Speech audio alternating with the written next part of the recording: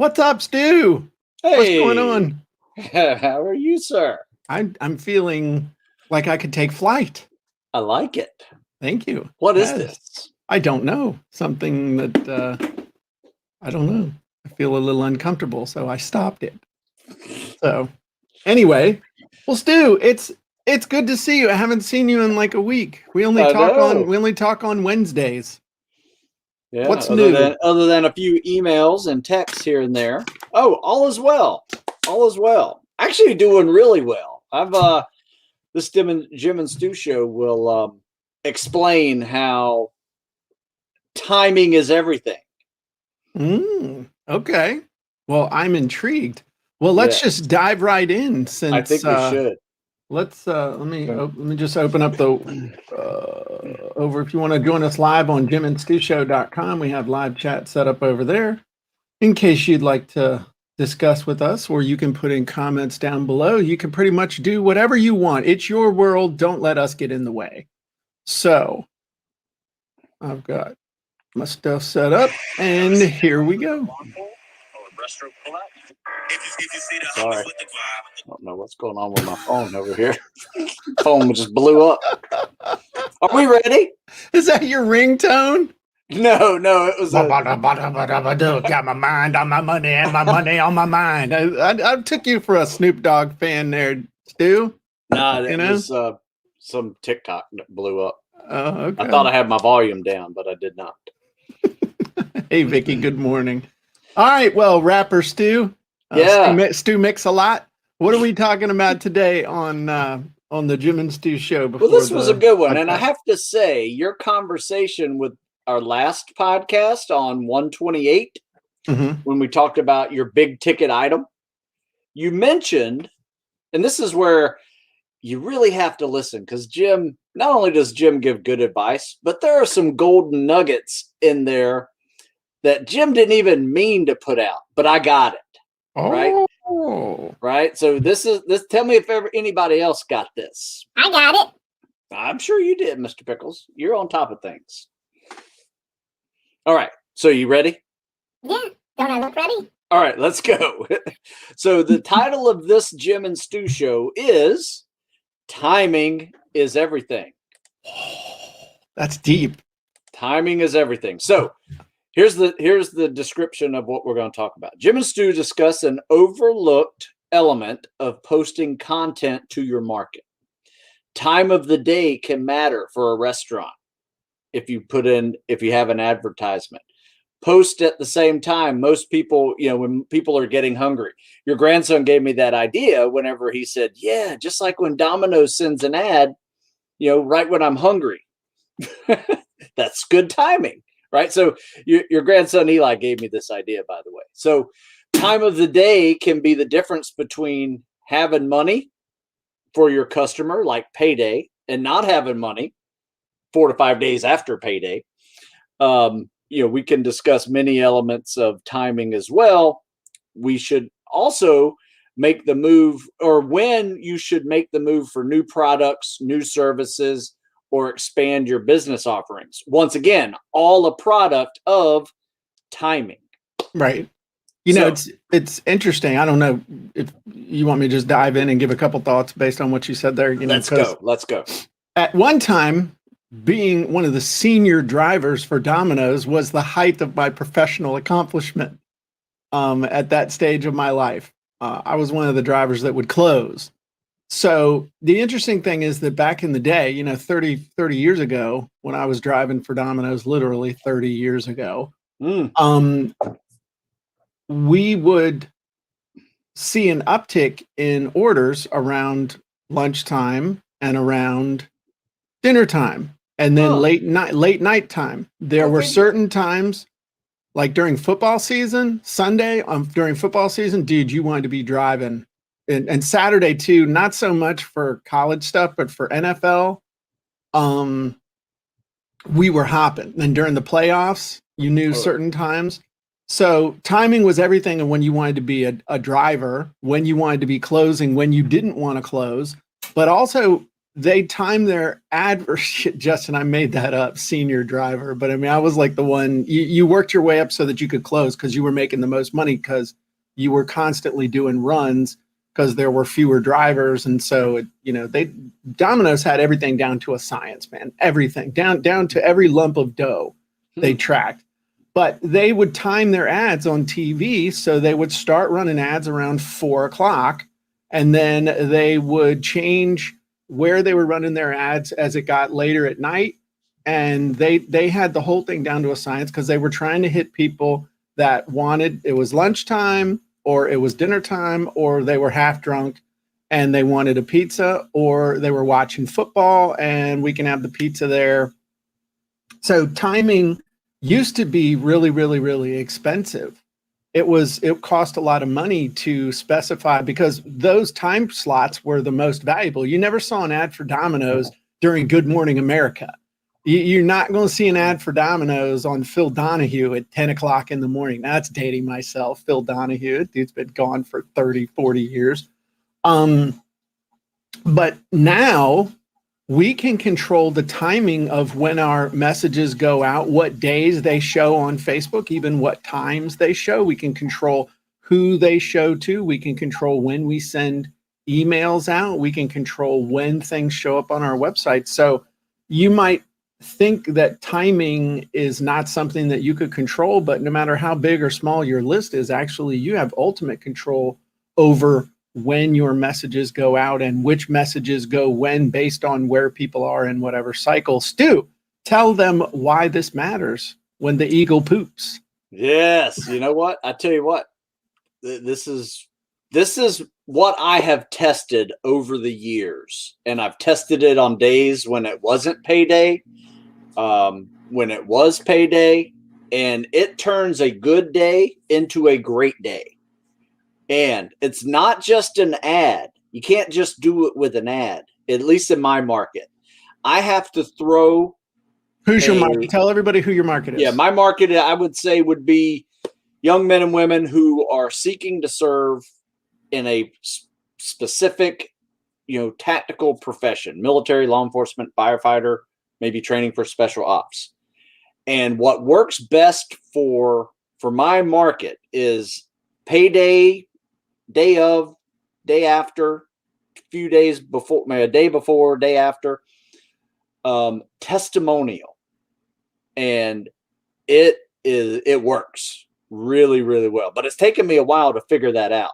Okay, so explain when you say testimonial, give us an example. I'll give you an example real quick. I did one 2 days ago. Do you want to show it? I can do that. Let me pull it up first so I don't have to go digging for it. Okay. So what you're saying is not only when you're sending the ad, but the type of ad you're sending. Yes. Is making a difference. That's interesting.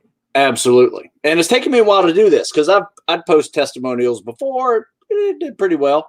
But the timing of that testimonial, like I said, turns a good day into a great day. Like to the point of like, holy crap, I got to spend some time processing orders because, I'm like, okay. We get mild Chinese tonight, baby. This worked really well. This worked really well. All right. So let me share my screen here. Do you ever celebrate with strip mall Chinese? No. Every strip mall's got Chinese food takeout. You never celebrate with takeout from Chinese? Can you see? I do not. Yeah, I see your screen. Okay. So here's like just 3 posts ago. So this is and this is Instagram, right? Instagram post. Yep. Okay. And so it's just a guy that's training to be a pararescue in the Air Force and used one of my workouts, and I got an email, and this is what he told me. It was swim went from 13 to 745, which is pretty good. In a 500-yard swim. So basically he went from I can't swim to I'm swimming pretty well. And then his run was like from 10:45 to 10:49 to 9:32, and pull-ups went from 12 to 17. Sit-ups doubled almost, and push-ups went up as well. So these little things like this go a long way. Yeah, because everybody wants those results. That after is where everybody wants to be or better. Yeah. and they're also tagged products too. I can't tag it on the computer, but like if you tap this picture on your phone, my store is linked to this, and that specific book is for sale on my store, through social media. So do you send that out via email at all, or the only place you're putting it is on your social media? This one was I only placed it on social media. Okay. So I didn't even push it out. One thing, just as an aside, real quick, one thing to share those, like an email or something, a subject line of "this is too good not to share," or "had to share this," or "this could be you," or "do you have a cool story to share," or something like that gets people to open it, because then they're like, "Oh." One of the most successful emails I ever sent was the subject line was I'm in shock. And it was somebody had done a product review for me, but it was that went really, really well. So cool. Anyway, that's great to and you want to hear what else I do? Let's hear it. So obviously paydays only happen twice a month, right? So you would like to have a little bit better days of the month than just 2 days out of your month that are actually really good days. So what I do on the days in between paydays is I have pop-up ads that show, if you go to the website, a pop-up ad will show up like this book on sale this week only, right? And that strikes them hard too. So it's that's what I do on the days in between paydays. But I'll send an email out today with that specific post that I just did, because you're right, that's a good idea. Just try "this is too good not to share," or or yours would be like "hoo-yah," or this is just something where they go, "Oh man, I want to do that. Let me go. Here's the book he used. And by the way, if you're looking to qualify for an X-ray contract, grab this book. If you're looking for Navy for buds, grab this book." So I would give them, he used this book, but if this is what you're trying to do, you grab this book. If he used this, grab this book. That would be the way I would position all that stuff. Good idea. Justin, yes, that is how we celebrate big wins in this house. We either get Mexican food or we do strip mall Chinese. I remember when I had my first six-figure day ever, made $100,000 in one day, and we celebrated with strip mall Chinese, man. And I was more excited about the Chinese than I was about making the money, because I was hungry, Stu. I was hungry. So that's our big thing. I love it, man. I've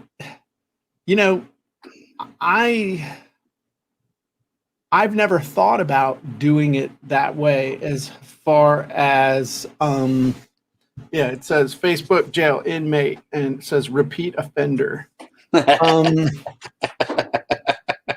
So, I never thought about the payday thing, but I need to do more with the testimonial thing, because whenever you get a testimonial, you should be sharing that to the hilt. Oh, sure. And I mean, I don't do that nearly enough. In fact, in my meeting with my team today, we're going to talk about that. We're going to talk about how we could incorporate that into like the article of the week.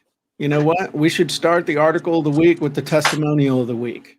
Susan, if you're here, remind me that we need to do that. We need to start adding the testimonial of the week to stuff, to the newsletter, to the article of the week. I think it's great. I think it's great because it just shows people that it's whatever you're doing is not impossible. Right. Whether it is writing a book for the first time, or it's passing a fitness test, or it's getting through training, or whatever you're trying to help people accomplish, showing somebody that has just done it takes away that impossibility factor for people. And that's a huge psychological boost for someone who is kind of on the fence of, I don't think I can do it. I don't have enough time. Next thing you know, boom, you see somebody doing it, you're like, I can do that. Well, there's really three mental hurdles that somebody has to go through, and different people go through all three. Some just have to go through one. But the first one is that they're looking at your thing and they're like, does this even work? So they want to see, did this work for you? And if they look at you and they say, okay, if it works for this dude, then it'll work for me. I pretty much, I'm that way. If I can see that someone else has done it, I can just do what they are doing. Then the second psychological hurdle they got to get through is, okay, it works for you, but will it work for me?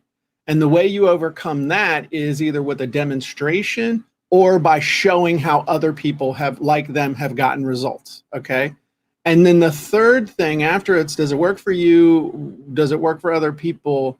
There's often some kind of an external objection that they don't have something. They don't have a physical resource. They don't have a social resource. So, the stuff of, I don't have a home gym. I don't have a gym membership. I don't have a list of 1,000 people. I don't know anybody with a big list. All these things, that there's something outside of them that's the reason why they can't get the result. And so that's where we got to overcome that by either providing them with the tool or showing them that that's not a necessary thing in order to be able to do that. So that's one of the reasons, your book, that calisthenics workout, took off so well during COVID, is that everybody said, well, I can't get in shape because I don't have a gym. Well, Stu Smith will show you how to get into amazing shape without a gym. And in the time it would take you to drive to and from the gym, you can get into amazing shape. Right. So those are the three things that you always got to be cognizant of, those hurdles and there are others, objections, specific ones, but those are the three big ones you need to always have in mind. So that's pretty cool. So we had a couple comments that I wanted to acknowledge. Justin said Domino's had one of the best irresistible offers of all time, 30 minutes or it's free. They actually did, and that offer was so memorable that they only had that offer for about, I want to say, a couple of years, and then it became 30 minutes or $3 off. And that's the way it was forever. I don't know what it is now because I live out in the boonies and we can't get Domino's out here, which is probably good. But people would always say, okay, you late, it's free. I said, no, it's $3 off, sir. And I'm not late, but I'll give you the $3. It's free. I almost got beat up over that. At 2:00 in the morning at a hotel in Williamsburg, guy was chasing me through the parking lot. I was scared out of my mind, running to my car. He's like, it's free, it's free, it's free. I'm like, it ain't nothing to you, buddy. I'm out of here. But that's interesting how memorable that can be, even though it wasn't even in effect anymore. Leslie says, I don't share testimonials enough. That's going to change. It's really a proof that the product worked. Exactly. Absolutely. Carlin says timing's everything. Travel is completely based around seasons of the year, and getting attention when the desire is there for planning travel is the key. Absolutely. And that's something else, timing, that we didn't even really talk about, but timing of time of year. Advertising a gym membership right now probably isn't that great of a thing, but in non-COVID years, the time to advertise your gym membership is November, December, and then also in March, getting ready for Beachbody type stuff. Those seem to be the New Year's resolutions and Beachbody. Yep. Exactly. Right. So that's the other thing. Another thing, if you can find out people's birthdays, not to steal their identity or anything like that, but if you can find out somebody's birthday and then have a sale for them on their birthday. Today is Stu's birthday sale. Because it's your birthday, Stu, I'm giving you this coupon for 25% off anything I got. This coupon's only good for the next 24 hours. Dang, that's rich. Now, here's basically a sale. You just need a reason for a sale. I know furniture stores do this near you because all furniture stores do this. There's the Memorial Day sale. There's the Labor Day sale. There's the July 4th sale. There's the President's Day sale. There's the Thanksgiving sale. There's the Christmas sale, the New Year's sale, the St. Patrick's sale, the Valentine's Day sale. There is a sale every single freaking holiday there is. And then when there aren't holidays, end of the month sale, COVID sale, that's the founder's birthday, says all you need is just a reason to give a reason why. That's all. Be able to answer the thing of because. Why are you having a sale? Well, because it's my beagle's birthday. It's Parker's birthday. Parker took a big poop today. It's Parker's exploration day. And so much so that I don't know where it is online, but there's a site you can go to that there are all kinds of crazy holidays that there's a holiday every day for stuff. I mean, there's like Unicorn Day. There's National, Buttered Popcorn Day, National Ice Cream Lovers Day. So there you go. Simran says, sir, reading your copywriting secrets book till now, I'm finding it really amazing. And so it must not be done yet. So far.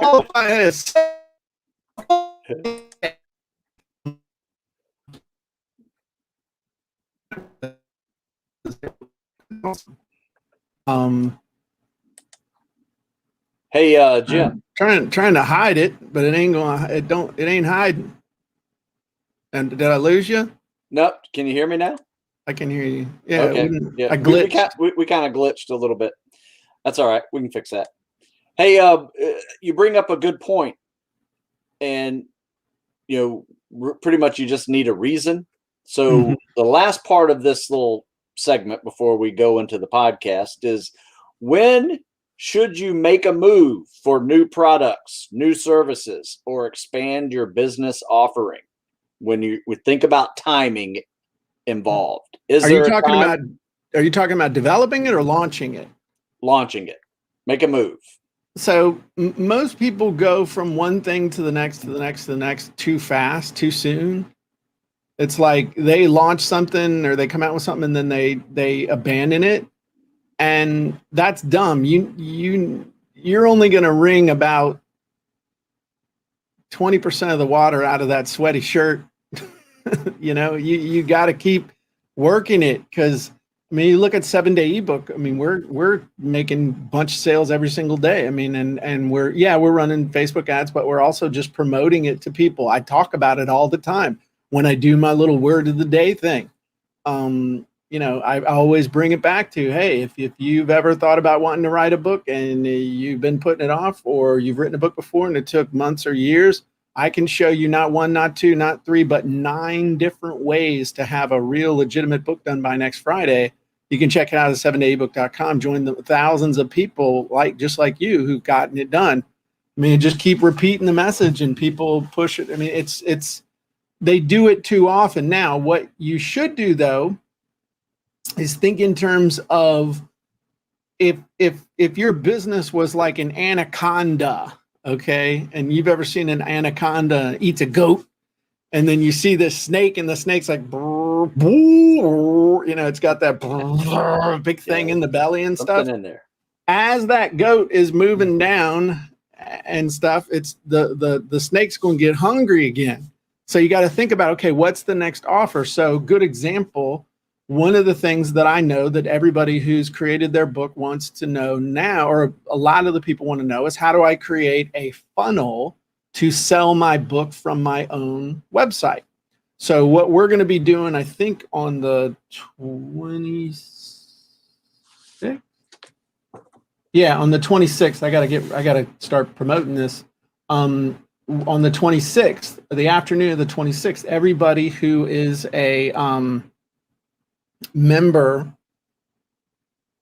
who's bought 7-day ebook or is in the Gym Members Method Premium, from 1 to 5, we're going to be doing a hackathon where we're going to show you how to use ClickFunnels to set up your book funnel. We're not going to charge anybody. The only thing you just have to have bought 7-day ebook or be or be in the Gym Members Method Premium. But that's the next thing that we're doing. Is, instead of in other words, I'm not just going to come out of left field with, hey, I'm going to show you to set up a book funnel. No, I've got a bunch of people that have gotten to the point where they've got their book, and now they're like, hey, Jim, we want you to show us how to set up our funnel. Now's the time to do it. There you go. So it's got to make sense. You don't just start throwing stuff against the wall and not work the stuff that you've been that you've been working, if that makes sense. So Vicky asked a good question. How does that work with book series? Now that's different because it depends on what kind of series. If it's a fiction series, I think you want to come out with those as fast as you can, because people read fiction a lot faster than they read nonfiction in my experience. So when you come out with the next book in a fiction thing, you want to have everybody I've talked to with who's had real success with fiction books is when you launch a series, you want to have at least 3 books done and have them ready to go so that people aren't sitting around waiting, because voracious people, especially on Kindle, they're looking for the next book to read. And if they don't buy yours now, if they can't buy yours now, they're going to buy somebody else's, and then they may not remember to come back. I mean, I've got at least 4 different series that I liked that I kind of forgot about because I read a book about every 3 days.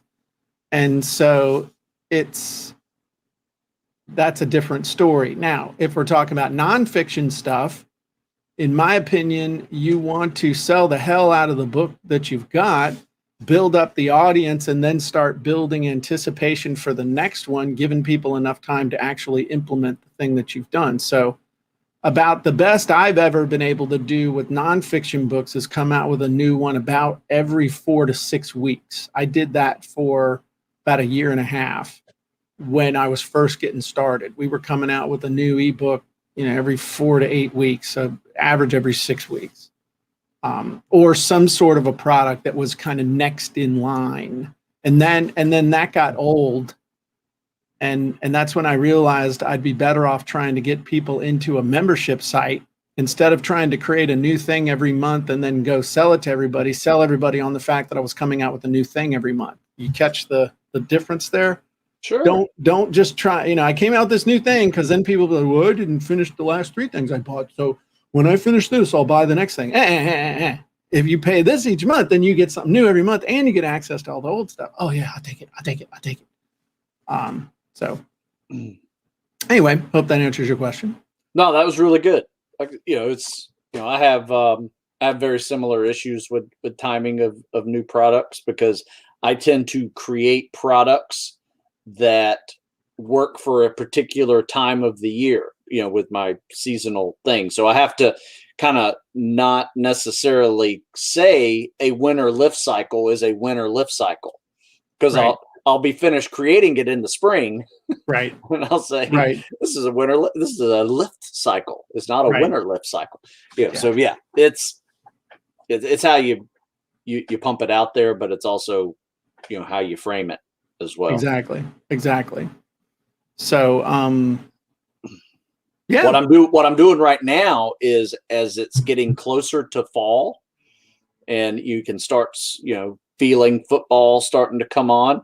Yeah. That's a fall definition, is I'm saying now, are you ready for the fall winter lift cycle? So pumping out, ads like that now. So there you go. But you're assuming that they know that there is a fall winter lift cycle. Yeah, but there's some education involved with that process. Yes. Right. That's cool.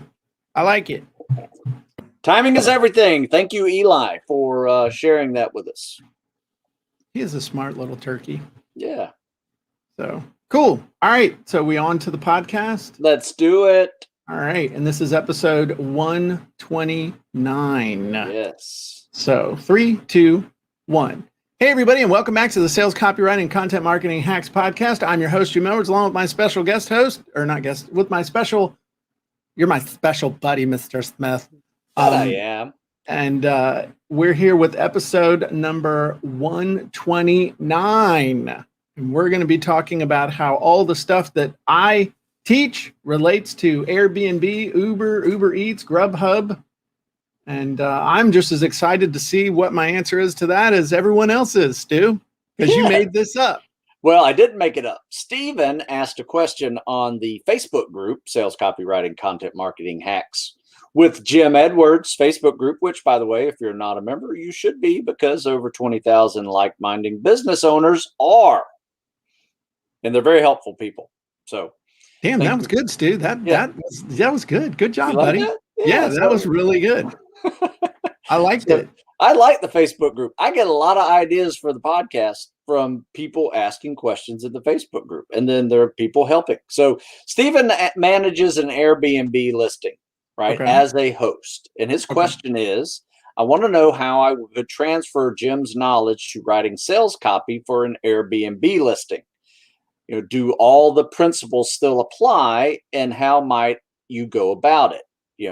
What about others in the hospitality sector? Any wizards for this? That's my question. So I said, how do Jim's teaching relate to Airbnb, Uber drivers, Uber Eats, GrubHUB, those type of things that are easily found with your phone, but also, depending on where you are, a post or a something that can trigger, in social media that can trigger local people to picking you over other people, is not that difficult.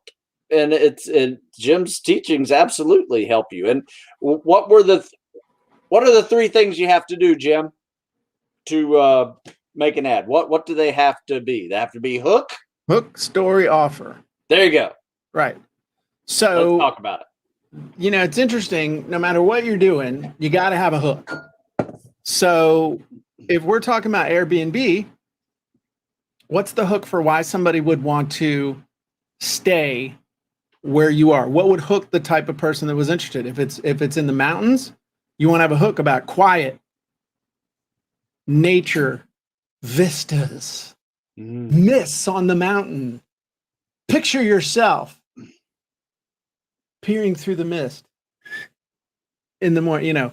Picture yourself drinking coffee, peering out over, or looking out over the mountain vistas.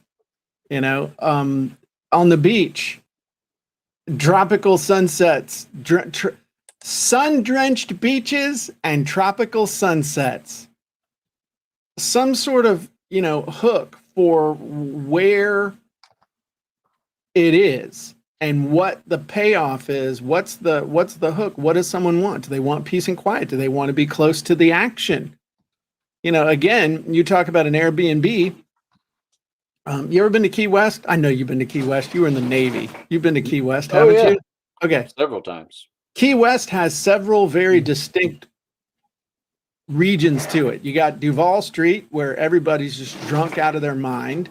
And then you've got the beaches, which have their own characteristics. You got the old villagey type place that's nice and quiet.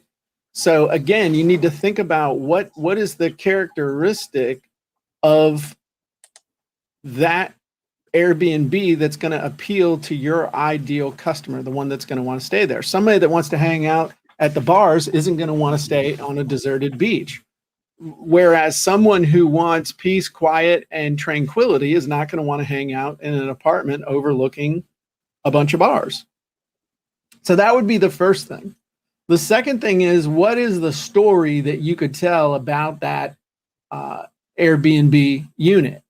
If I were, which I never would, but if you think about where I am right now, I can literally look out my window and see where the final battle of the American Revolution took place. I can see Yorktown. I can see the water where the French Navy blockaded the English Navy. They knew it was over, and so the English all scuttled their ships right there in Yorktown so that the Americans couldn't easily come across the York River to attack them while they beat their retreat. I can talk about the history of the Mob Jack Bay. I can talk about the dolphins that you can see. I mean, I can see dolphins sometimes from my window right here. The dolphins doing their thing. They're actually out there mating. I would say they're playing. Watch the dolphins frolic. And so the story, you can tell a story about the house or the unit. You could tell a story about the area. This is a historic, when just the history or the shopping or the characteristics of the place.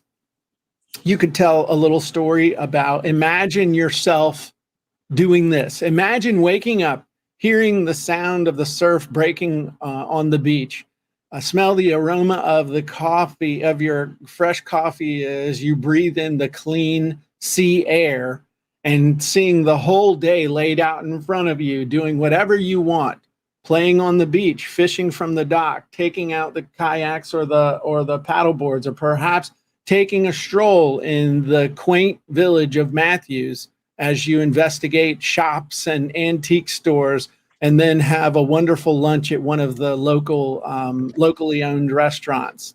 Then, I mean, just, dude, that makes me want to stay here. Hell, that's why I live here. So telling the story of the area, the house, or the experience that you're going to have, or a combination of one or more of all of those. And then the offer is you can stay here one night or a week and have memories that will last a lifetime. And, you know, book now, because everybody else wants to stay here and you don't want to miss out. Yeah, I saw a really similar type of business ad, and it was, you rent a home for a week, type of business, and you're on vacation. And it starts off with, there's that smile that I haven't seen, not peering at a phone all day. And it's his daughter, and they're sitting on a dock somewhere and just kind of hanging out, enjoying nature. And it's a really touching thing. So it kind of hooks you. It's a nice little story. It hits an emotion of like, man, that's where I want to be on vacation. Yeah. So it's, you gotta hit that little zinger emotion too. Yeah. And it also depends on your target audience too, because the daughter's sitting there thinking, damn it, there's no internet access. So I got to talk to the old man. Jesus. Let me kiss up to him and see if I can get an increase in my allowance. I love you, Daddy. I mean, it's all about perspective. There's the story. So this is totally unrelated, but it shows the power of story.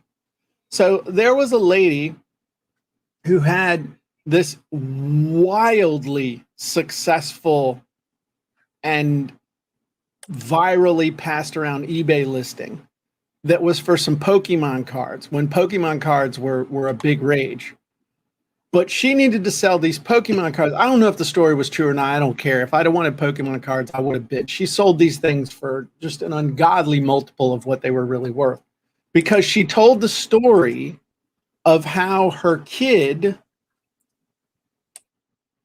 when little kids like 3-year-olds or 4-year-olds, they shoplift. I mean, I never did. But I mean, everybody knows a little kid that just doesn't understand, and they got to learn that lesson. Oh, hey, just because you go in the store, you can't take it. She was telling the story about her 3 or 4-year-old had taken these Pokemon cards, and she didn't know it, had pulled them into the stroller and then had hidden them, and then was, they all loaded up. She was in the car, and she hears this crinkling in the back. She's like, what are you doing? I got the Pokemon cards. And he had opened all the Pokemon cards, had gotten a fistful of them. They weren't cheap. So she went back, and she paid for them, and it was a lot of money. It was like $100-something. So then she told the story of how she couldn't let the kid keep them, and she was mad, but she had to sell these to get the money back because she couldn't afford for these. So this is why she was selling them. But the story was really humorous about how she had to go in and explain that her kid was a klepto, and she was totally embarrassed. And then story. She had opened, they were open, so she had to pay for them, and she went through all this thing, and it was a great story. And she sold $100 worth of Pokemon cards for like $300 or $400. And I was thinking to myself, well, I'd take the little bastard back to the store and have him shoplift the whole box, because man, we can make full time on this.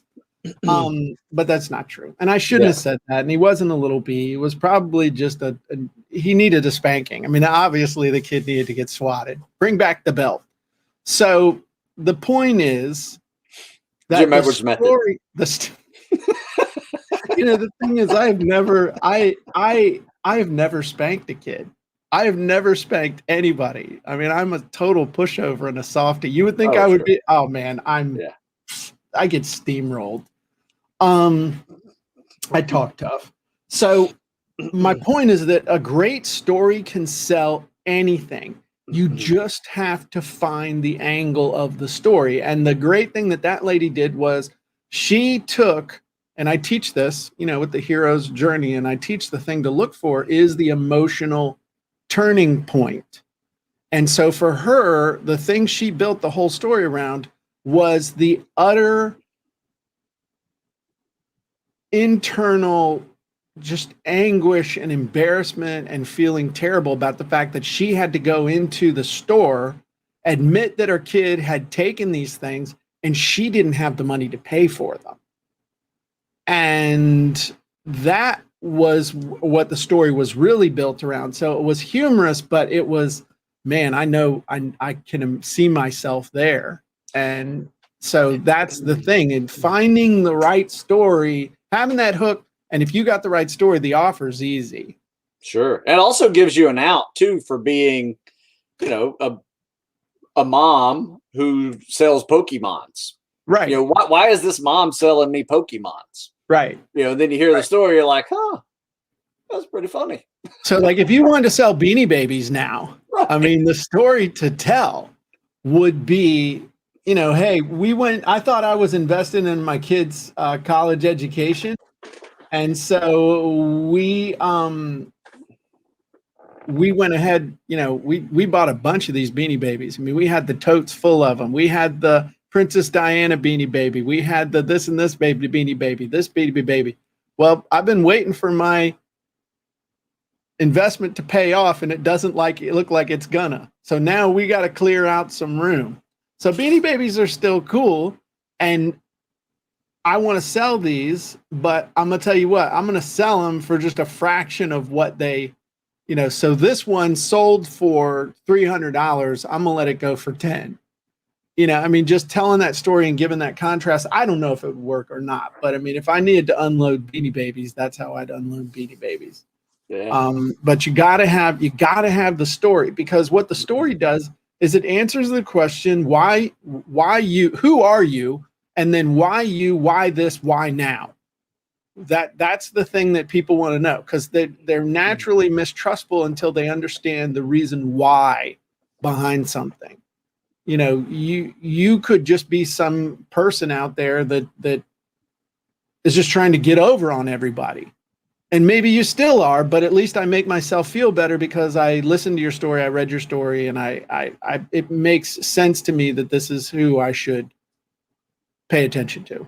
Yeah. So off the top of my head, I would probably go with some kind of Facebook video, video walkthrough of your property, explaining some of the features of your property, and throw in that hook story offer. There's a wizard for that. You maybe go with the origin story or, Facebook ad story or sure. Facebook wizard. Or use the stealth close wizard. By the way, yep. That would be the other thing, depending on who you were going after. Let's say that there were groups of people who loved the beach or they loved a certain area. And so you started posting videos about the area. Hey, if you ever come to Key West, or you ever come to Virginia Beach, or you ever come to Severna Park, Maryland, here's one of the cool things that you can do. Oh, and by the way, if you're looking for a place to stay, I've got an Airbnb that will blow your mind. It's got this, and this. And if you'd like to watch a video tour of where you could stay while you're enjoying these things, click here and check it out. Absolutely. So that would be a way you could use the stealth close wizard to be able to do that. And Justin said, add a Beanie Baby. Oh, and if the first 10 people to stay here and get a Beanie Baby, we'll leave the Beanie Baby. You can take the Beanie Baby on the kitchen table with you when you leave as a souvenir. Hey, now that's a way to use dang things. Yeah. And that's what funny. We could do, no matter which Beanie Baby it is, it becomes the Jim Edwards unicorn Beanie Baby, because we'll staple a unicorn to its forehead, and whichever one it is, it's a unicorn Beanie Baby now. God, I can finally get rid of those dang things. So make it part of your offer stack. So there you go. Yeah, that'll be amazing. And then, hey, that's what Carlin could do. Hey, do you hate Beanie Babies as much as we do? Well, when you book a tour through the Grand Canyon, we will stop at the Western Rim so you can heave that little sucker off of it and watch him fall 1,000 feet down into the canyon. Set it on fire. And set it on fire. Yeah, for an extra $10, we'll give you a can of lighter fluid, let you light it up, and then heave it over the side of the rim. And depending on time of day, you might be able to whack somebody in the head that's riding a smelly mule down there on the rim and really light up their day. So I like it. I think you see, humor sells. You can, yeah, absolutely. I mean, I might end up having to comb garage sales looking for Beanie Babies now when I get rid of all the ones that I've got, and I need them because the offer's so dang successful. What are you going to do? That's kind of like that time when we had scratch and dent sale and sold everything out. So I had to start throwing new product down the stairs so I could keep selling it scratch and dent. I go on eBay all the time and buy stuff. I enjoy it. In fact, I collect Hall of Fame football cards. Really? So if you made the Hall of Fame, I collect those cards. And what's cool about it is like every year there's a new set of Hall of Famers. Okay. So I find their football cards and I just have this big collection of football cards. I don't have all of them, but I probably have like 85% of all Hall of Famers, football cards throughout the years. The oldest one being like 1950. Wow. Vintage era. You got any that are in great shape that are worth a bunch of money? Some. That's cool. Some rookie ones. Those are really big, but did you hear what Tom Brady's rookie card from the Super Bowl from when they won the Super Bowl? Oh, you mean this one? Yeah, well, he's got a signed one. He's got but that signed, there was a signed one that went for like $1 million or something. Wow. I mean, it was mint and it was signed and it went for $1 million. I think this was his 2002 Tom Brady. Okay. Rookie year. That was a crazy game, man. When the St. Louis thought, okay, well, this is going into overtime, and New England said, oh no, we're gonna go score. We're gonna go win this. We ain't going to overtime. That was crazy, man. Anyway. Yeah. So I would say, just to answer Steven's question as far as which wizards you should what's up, Gordon? You should look at the headline scripts. You should look at the stealth close wizard scripts. You should look at the hero's journey wizard. You should look at the origin story script. You should, I could see where the Epiphany Bridge story also, especially with like an Airbnb or something, about why, I've always wondered, why would somebody want to offer their own home up as an Airbnb? Why would you want strangers staying in your home? I know there's a rental motive. Yeah. It doesn't have to be your own home, but it could be a rental. Some people do offer a room in their own home. That is an option, but I know. And it's creepy. Yeah. The ones I've stayed in, no one lives there. It's just a Airbnb. Right. But some people live there part of the year and then they rent it out the rest of the time to make all the money to pay for it the rest of the time. I know there's people that'll go live in a trailer or something for 3 months to let people live in their house in an Airbnb so that they can make the money to pay all the mortgage payment for the whole year. I mean, there's all kinds of different things that people do, but over in Europe, especially and stuff, they will like a room in the house, like letting a stranger come in and stay in a bedroom in the house and like hang out with you, and you feed them breakfast in the morning and stuff. Yeah. I mean, I'm not into that. They make movies about that. And they usually have horror movies, graphic violence. Yeah, some dude with an axe. Yeah, exactly. Hey, I'm what you got there? Oh, I'm a lumberjack. Oh, well, come on in. I'm. Oh, who are you? Oh, I harvest sugarcane. Oh, nice machete, sir. Yeah, it doesn't do it for me. But there's a lot of people that make a lot of money with that. So there you go. Well, I don't know have we beaten this to death? Is there anything else we need to talk about this one? I think we've hit it. We've digressed. we've beaten it to death, and yeah, it's about over. Did we want to mention anything about like Uber Eats or GrubHUB or anything like that? I think they're all in the same thing, same category. I mean, if you can set it up on a social media platform where people know that's what you do, Right. in your particular area, and why they should pick you. I mean, it's all about timing once again, and when you work, those type of things, because sometimes you're not a 24/7 Uber driver. Right. You have a system usually that works, and timing is everything for getting Uber drivers too. Well, interestingly enough, and I think I've shared this with you before, the Mexican restaurant that we have in town that we love, they have really thrived throughout COVID. And one of the things that they do is they publish their specials every day on their Facebook, and they do it. People are waiting to see, okay, what's the special? Is it going to be I mean, I always get like the same three things, so I don't even care what the specials are. They get the chori pollo, the spinach quesadilla, or the mixed fajitas. That's my thing. So, but they built up the following, and they even will take orders through Facebook, through Facebook Messenger. So they really embraced it, and they have the right timing. They do it the right way, and so they thrived where other people were just biting the big one. So I think that's one of the biggest things is just is using it, being conscious of it, being conscious of the timing, like you say. I mean, doing your post about your specials at the Mexican restaurant at 6 a.m. because that's when you're on social media ain't the time to do it. The time to do it is at 11 o'clock and 4 o'clock, and then again at 6 o'clock.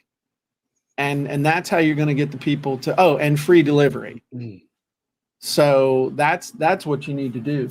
Yeah. And I would say this too, it doesn't have to be social media. It can be old school stuff too. Like when you pick up somebody, give them a card, right? Give them something that, here's my number. Anytime you need something, just let me know.